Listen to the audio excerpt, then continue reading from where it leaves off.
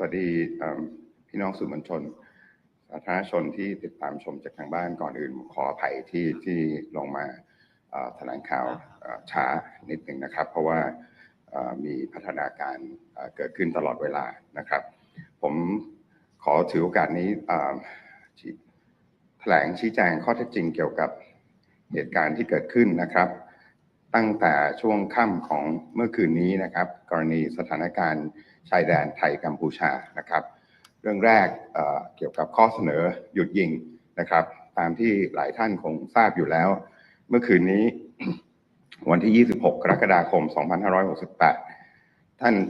รักษาการนายกรัฐมนตรีภูมิธรรมได้หารือทางโทรศัพท์กับประธานาธิบดีโดนัลด์ทรัมป์โดยฝ่ายไทยได้ยืนยันอย่างหนักแน่นนะครับถึงจุดยืนของไทยในการแก้ไขปัญหาชายแดนกับกัมพูชาด้วยสันติวิธีโดยเฉพาะผ่านการเจรจาทวิภาคีซึ่งฝ่ายไทยเราก็ได้ย้ำมาโดยตลอดในทุกโอกาสนะครับฝ่ายไทยจึงคาดหวังว่าที่จะเห็นความตั้งใจจริงจากฝ่ายกัมพูชาในการยุติการใช้ความรุนแรงโดยเฉพาะเรื่องการโจมตีที่ไม่เลือกเป้าหมาย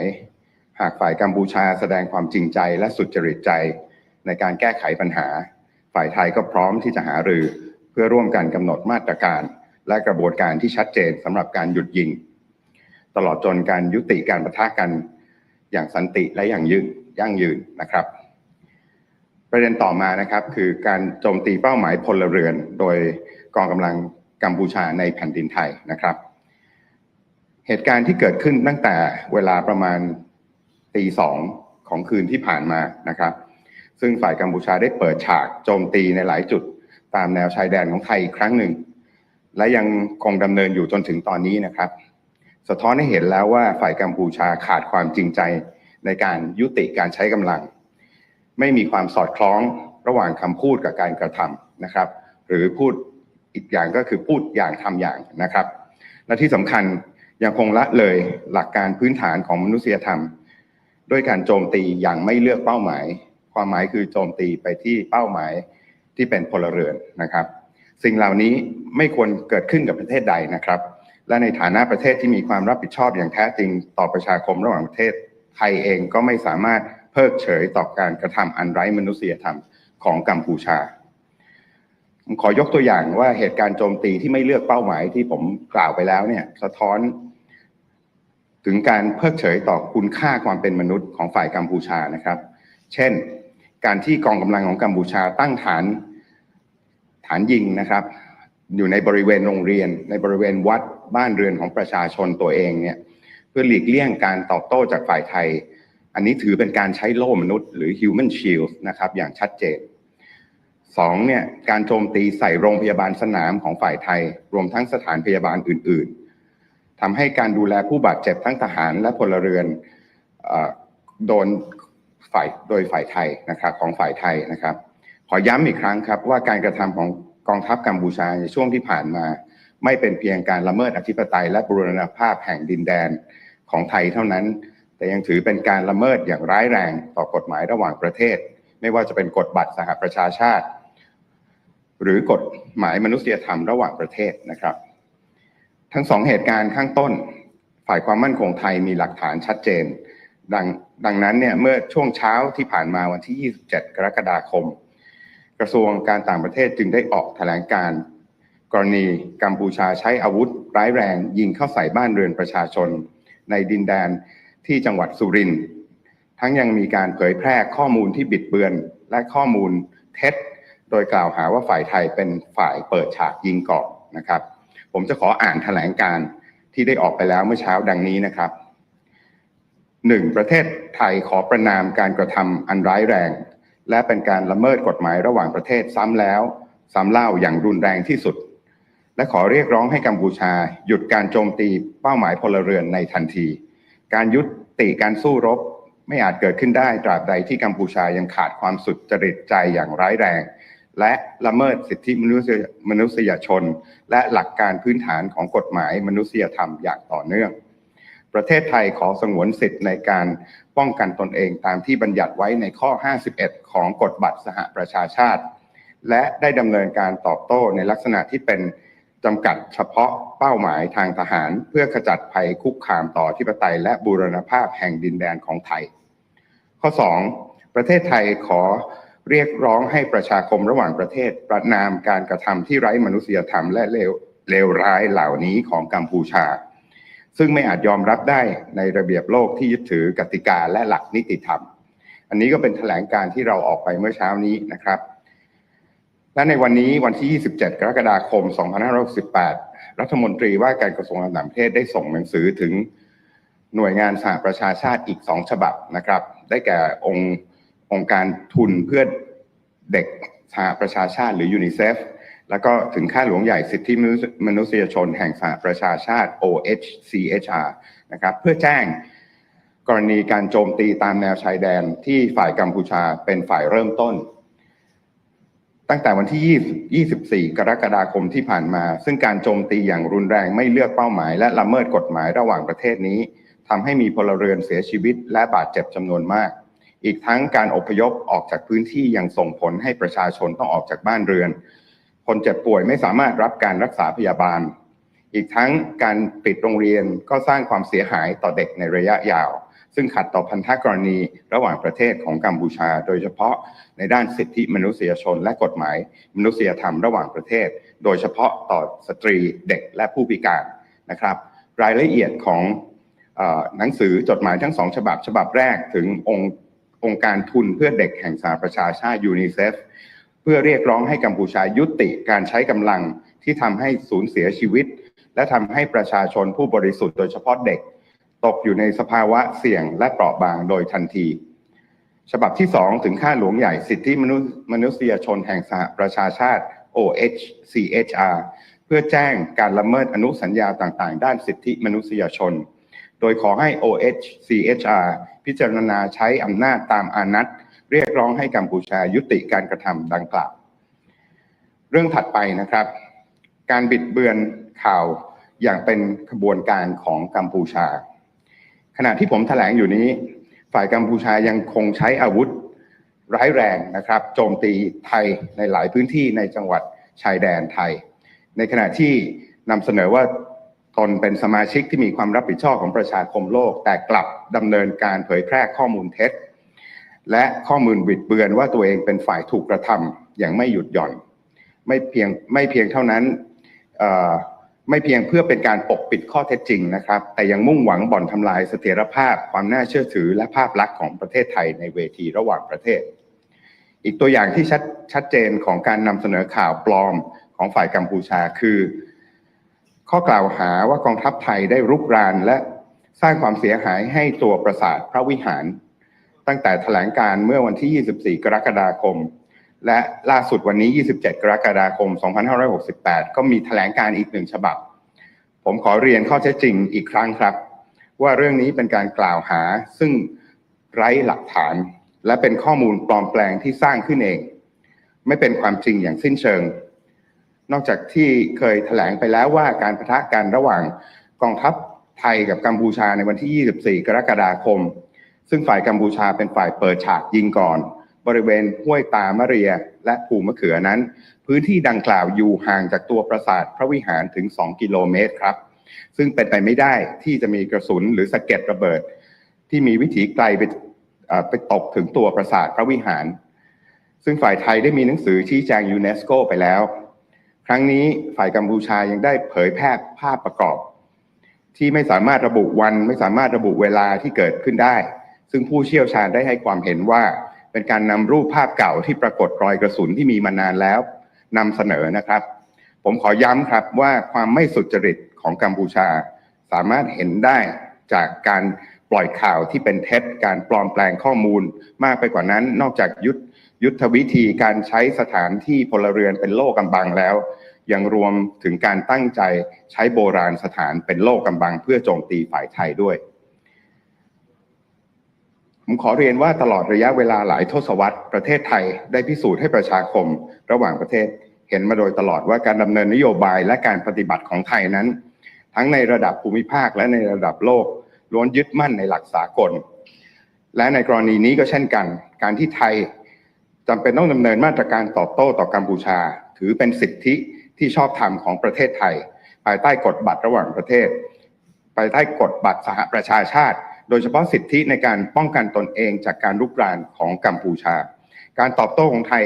เป็นไปอย่างมีสัดส่วนหรือ proportionate และอยู่จำกัดเฉพาะการโจมตีทางทหารที่จำเป็นเท่านั้น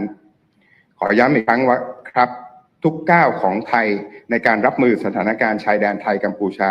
ยังตั้งอยู่บนพื้นฐานของกฎหมายระหว่างประเทศหลักมนุษยธรรมและความรับผิดชอบในฐานะสมาชิกที่มีความรับผิดชอบ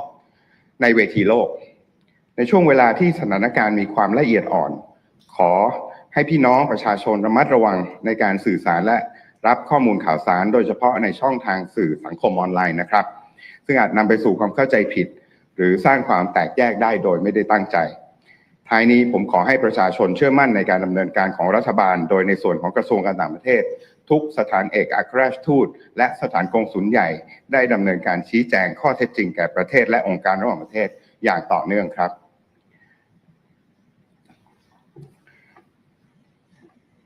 I will now translate what I just said in English.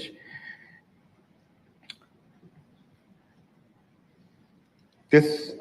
press conference is to provide you an update regarding the events that have taken place since last night. On the night of the 26th of July 2025, acting Thai Prime Minister Phumtham had a telephone conversation with President Donald Trump. During the conversation, the Thai government firmly reiterated Thailand's position that the border issue with Cambodia must be resolved peacefully, particularly through existing bilateral mechanisms. It is a principle Thailand has consistently emphasized all along at every occasion. Thailand, therefore, hopes to see sincere intention from the Cambodian side to cease the indiscriminate and inhumane attacks. Should Cambodia demonstrate sincerity and good faith in resolving the issue, Thailand stands ready to engage in dialogue to bring the forth measures and procedures for the ceasefire and the eventual peaceful resolutions of conflict. On the issues of the attack on civilian targets in Thai territory by Cambodian forces, the events that began from around 2 a.m. this morning, where Cambodian forces began attacking a number of locations along the border, which is still ongoing. This clearly reflects that Cambodia still lacks the sincerity to end the hostilities. Their words and their actions are not all matched. Importantly, they are still neglecting basic humanitarian principles by the indiscriminate attacks. Let me give some example of Cambodia's indiscriminate attacks and the neglect of value of human life. First, stationing heavy weaponry among schools, temples, and homes of their own citizens, which clearly constitute the use of human shield. Secondly, attacking field hospitals and other medical facilities on the Thai side,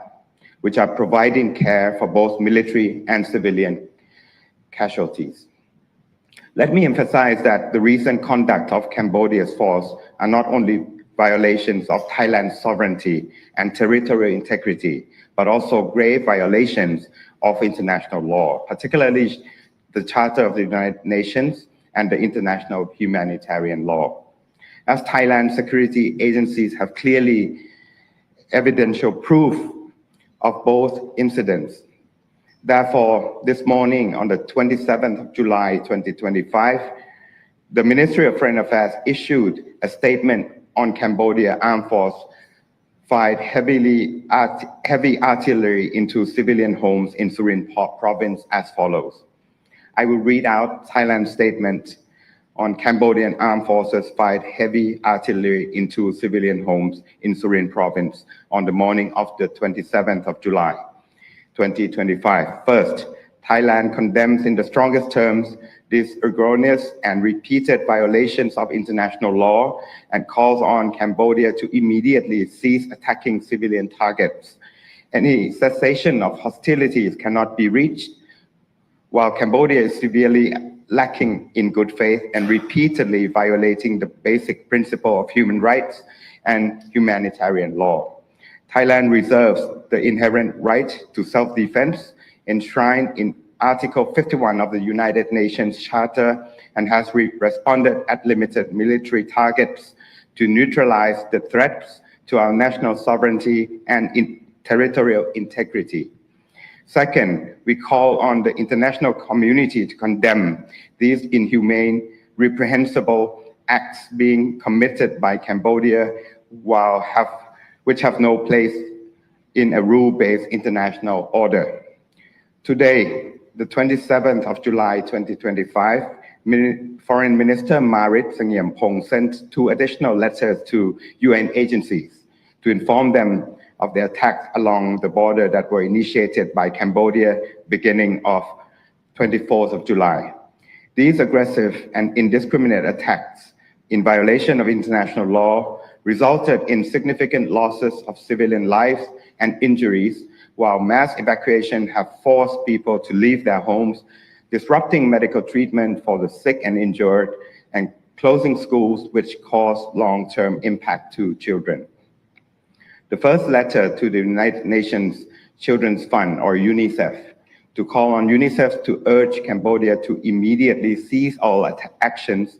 that claim human lives and put innocent people, in particular children, at risk and in vulnerable situations. The second letter, sent to the UN High Commissioner for Human Rights, or OHCHR, to notify him of Cambodia's violation of various international human rights instruments, and calling on OHCHR to use power under their mandate to urge Cambodia to end the said attacks. Next, on Cambodia disinformation campaign. As I speak, Cambodian forces continue to use heavy artillery to attack Thailand in several areas along our border provinces. While Cambodia presents itself as a responsible member of the international community, it spreads misinformation and disinformation, persistently portraying itself as the victim. This is not only an attempt to conceal the truth, but also a deliberate effort to undermine Thailand's credibility and reputation on the international stage. Another clear example of Cambodia's dissemination of fake news is the false allegation that the Thai military caused damage to Pravihan Temple. This claim first appeared in a statement dated 24th of July and again in another statement issued today. Let me once again reiterate the facts that this allegation is baseless, entirely fabricated, and completely false, untrue. As previously stated, the clash between Thai and Cambodian forces on the 24th of July, which was initiated by the Cambodian side, was in Hoi Ta Maria and Pumakua areas. These are located 2 kilometers away from Pravihan Temple. It would be therefore practically impossible to imply that ammunition rounds or shrapnel were able to reach the temple from those areas. Thailand has already submitted an explanation to UNESCO to refute these baseless accusations. Furthermore, the Cambodian side has circulated images that not only be verified for date and time, experts have noted that these are old images showing bullet marks that have existed for a long time, repurposed to mislead the public. I must emphasize again that Cambodia's lack of good faith is clearly evident through the dissemination of false information and the fabrication of evidence. In addition to the tactic of using civilian locations as shield, these appears to be a deliberate intent to use historical sites as shield for attacking Thai forces as well. Throughout many decades, Thailand has always shown in the international community that Thailand's policy and action at the regional or global levels are based on adherence to international principles. In other words, our track record speaks for itself. This is the case here also, where Thailand is compelled to act in response to Cambodia, which is an inherent right of states under the United Nations Charter, especially the right to self-defense. Thailand's response has always been proportionate and limited to necessary military targets. Let me reiterate that all steps taken by Thailand on the border situation are founded on the principle of international law, humanitarian principles, and our position as a responsible member of the global community. While the situation remains volatile, I urge the public to exercise caution in communicating and receiving information, especially through social media, which may cause misunderstanding and unintended divisions in the society. And that ends my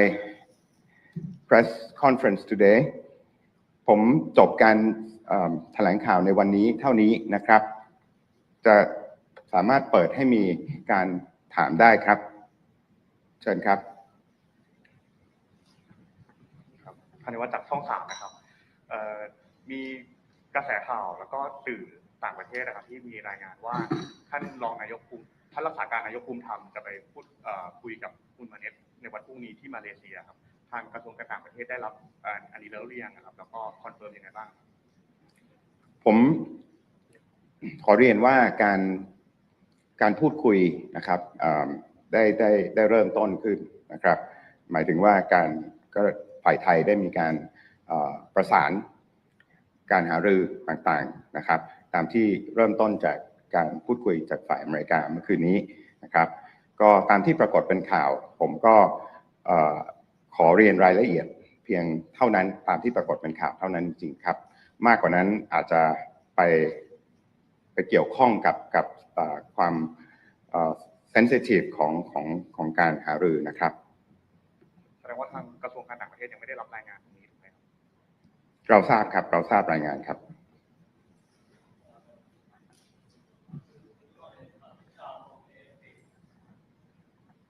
Just want to ask you two questions. First question, could you explain how extensive was the phone call between Kun Phumtham and President Trump last night? And second question, I know you've already explained to the Thai reporter here, but could you also confirm that the Thai FM and the Cambodian FM would be meeting in Malaysia tomorrow? Thank you. Yes. Talks last night between the acting Prime Minister and President Trump appears as was tweeted. That's a very comprehensive and completed details of what has been discussed. As I mentioned to my Thai media colleague here, we are right now coordinating since the talk last night. The Ministry of Foreign Affairs has been coordinating for further details, and as it has been appeared on news that there will be a meeting tomorrow. That's all I can confirm.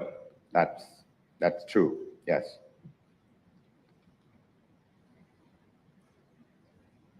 ไม่มีคำถามนะครับจากช่อง7นะครับเรื่องของการข่าวที่บอกว่าทางรัฐมนตรีว่าการกระทรวงการต่างประเทศของไทยกับกัมพูชามีการพูดคุยกันเมื่อช่วงเที่ยงที่ผ่านมาการข่าวนี้เป็นยังไงบ้างครับมีการหารือกันนะครับผ่านสหรัฐอเมริกาอันนั้นเป็นสิ่งที่ผมบอกได้ว่าผมยืนยันได้นะครับอย่างที่ผมได้เรียนตั้งแต่เมื่อคืนนี้นะครับก็ได้มีความพยายามที่จะโดยสหรัฐนะครับแล้วก็จริงๆก็มีหลายประเทศนะครับที่พยายามช่วยเรื่องนี้นะครับแต่ว่าใช่ตั้งแต่เมื่อคืนนี้ที่ท่านประธานาธิบดีทรัมป์ได้พยายามให้สองฝ่ายพูดคุยกันก็ได้มีการประสานนะครับโดยกระทรวงการต่างประเทศเนี่ยพยายามหาช่องทางที่จะพูดคุยนะครับแต่ว่ายังไม่ได้คุยกันนะครับระหว่างรัฐมนตรีมีความเป็นไปได้ตอนเที่ยงนะฮะที่พูดถึงตอนเที่ยงเมื่อเที่ยงวันนี้ครับที่ท่านภูมิธรรมบอกว่าจะให้ทั้งสองรัฐมนตรีทั้งสองประเทศพูดคุยกันมันมีความเป็นไปได้ไหมครับที่จะมีการพูดคุยกันเพื่อที่จะให้เกิดการหยุดยิงหรือว่าเรื่องของการปะทะต่างๆที่เกิดขึ้นขอเรียนอย่างนี้ครับ และผมย้ำท่าทีที่ผมเคยให้กับพี่น้องสื่อมวลชนทุกอย่างเป็นไปได้แต่มันมีข้อแม้อยู่ข้อหนึ่งคือความจริงใจจากฝ่ายกัมพูชาอันนั้นคือ precondition หากมีความจริงใจที่เราสร้างความไว้ใจให้กับเราได้การพูดคุยเกิดขึ้นได้เราพูดมาตลอดว่าเราต้องการหาข้อยุติอย่างสันติวิธีผ่านการพูดคุยแต่ก่อนจะไปถึงจุดนั้นฝ่ายกัมพูชาจะต้องแสดงความจริงใจความสุจริตใจและการกระทำอะไรบางอย่างที่ทำให้ฝ่ายไทยไว้ใจได้ครับการที่ทางทรัมป์เองได้มีการพูดคุยมาครับบรรยากาศการพูดคุยเป็นยังไงบ้างครับคือเป็นการประกาศก้าวเลยไหมหรือว่ารูปแบบทางการพูดคุยเป็นยังไงบ้างครับผมไม่ได้อยู่ในเหตุการณ์นะครับหมายถึงคุยกับท่านประธานาธิบดีทรัมป์ใช่ไหมฮะแต่เท่าที่ผมได้ยินมาได้ทราบมานะฮะก็เป็นการพูดคุยแบบคือประธานาธิบดีทรัมป์ก็พูดด้วยความหวังดีนะครับที่เขากำลังเจรจาภาษีกับทั้งสองประเทศแล้วเขาก็พูดตรงๆว่าเขาเจรจาไม่ได้หากยังมีความไม่สงบกันอยู่กับระหว่างทั้งสองประเทศเพราะฉะนั้นผมก็คิดว่าต้องขอเท้าความไปนะฮะอันนี้มันก็ไม่ใช่ครั้งแรกนะครับแม้ประเทศจีนก็เคยเสนอที่จะช่วยเรามาเลเซียก็เช่นกันแต่อันนี้เนี่ยมันก็อาจจะมีเรื่องของ reciprocal tariff เข้ามาด้วยที่ทำให้ทั้งสองฝ่ายอาจจะต้องใช้ความพยายามนิดหนึ่งที่จะต้องคุยกันนะครับอย่างที่เรียนฝ่ายไทยพร้อมมานานแล้วแต่ว่ามันมีข้อแม้อยู่ว่าเราไว้ใจได้แค่ไหนมีความสุจริตใจจากฝ่ายกัมพูชาแค่ไหนนะครับบรรยากาศการคุยทั้งนั้นเท่าที่ผมได้รับทราบมาก็เป็นการคุยที่ประเทศมิตรประเทศหนึ่งหวังดีครับ yes ขอไมโครโฟนclarify that you confirmed that there will be a meeting between Cambodia and Thailand tomorrow. Is that what you said? I can confirm that as it has already been the news issued by the Malaysian side. As ASEAN chair, Malaysia has offered to host the meeting. But it will happen, right? I suppose so. I look forward to that. แต่มีคำถามอื่นไหมครับ โอเคนะครับขอบคุณมากครับ